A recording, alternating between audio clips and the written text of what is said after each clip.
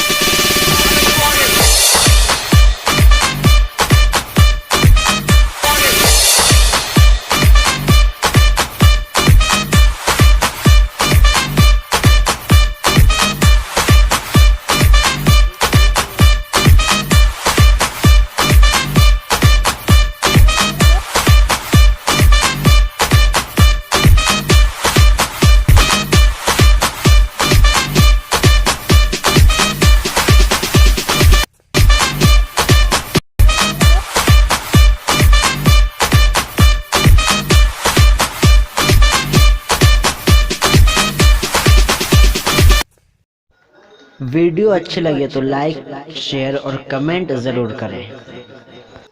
हमारे चैनल पाटना राजा को सब्सक्राइब कर लें और बेल आइकन दबाना ना भूलें, ताकि जब भी हम कोई नई वीडियो यूट्यूब पे अपलोड करें जिसका नोटिफिकेशन सबसे पहले आपके पास।